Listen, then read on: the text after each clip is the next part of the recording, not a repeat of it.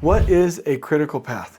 Now, this is probably one of the most important topics that we could discuss, because the first definition is a critical path is a very, very, very, very, very, very, very bad thing.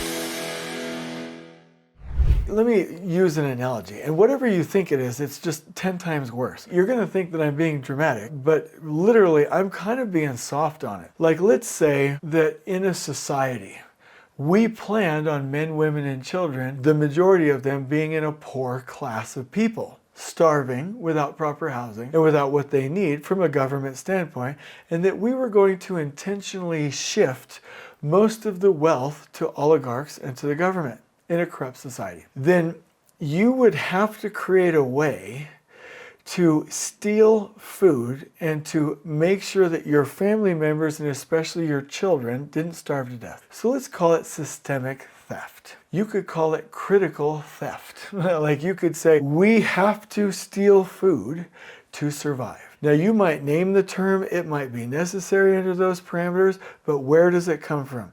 A corrupt and toxic system. So the critical path is just as useless, is just as unnecessary, and the root cause lies in a corrupt system. I hope you like my analogy. I hope it lands. A critical path is the method for owners and owners' representatives, lawyers, financial institutions, and arbitration experts to mentally and in some cases physically abuse, at least legally abuse, contractors, and to force them to rush and push and panic to look busy based on the ignorance of the owner, the lawyers, the financial institutions, the industry, and the owner's rep for wanting them to do that in the first place, where you identify through logic in a schedule the longest path that has no float and no buffers, where if any activity is delayed, it will delay the entire project. It's used because it removes any buffers from the team. It forces the team, meaning the contractors, into a bad position in the first place.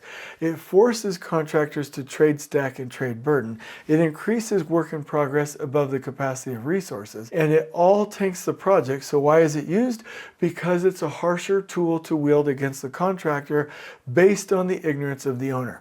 Critical path is basically the path that you have to force because you didn't have buffers in the first place. And owners use it to abuse contractors because they will not allow time extension unless the activity was on the critical path. And then if you do have a delay on the critical path, they force you to rush and push and panic at your own or the trade partner's expense. It's basically the shadiest, most horrific, disgusting way to run projects in the entire world and in the known history of humankind. I don't know of anything more abusive in construction other than slave labor, which actually the treatment can in some instances end up with the same conditions.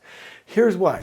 A critical path will balloon work in progress beyond the capacity of resources and people, which hurts people. It will remove your buffers and your float, which means that you're already behind and you're already hurting and punishing contractors.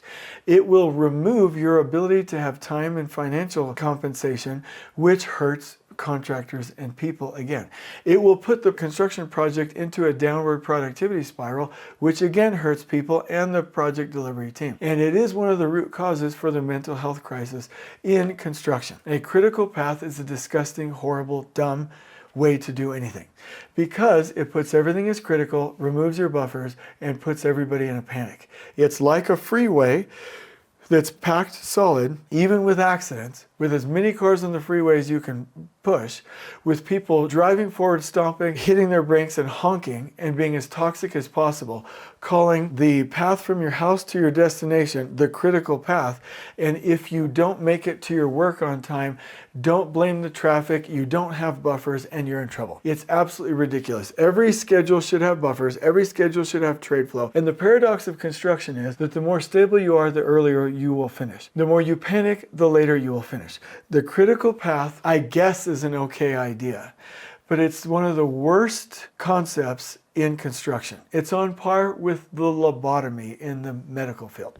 The medical field considers the lobotomy the worst thing that happened in the 21st century, and in construction, the critical path is the worst thing. Never has anything more disrespectful ignorant or disgusting happen to construction. And the execution and theory behind it will hurt you and your project at every single turn. Now, you sound cool when you say critical path because you're like, oh, that's just the most critical thing I need to focus on. No, your whole project and the stability of your whole project and the whole system as a whole is what you should focus on.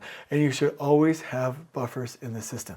Critical path, in summary, is the worst thing that's ever happened to construction. And I'm going to prove it to you with data in the book, The 10 Myths of CPM. If you want to learn more about it, I will route you to that book. I hope you've enjoyed this video. On we go.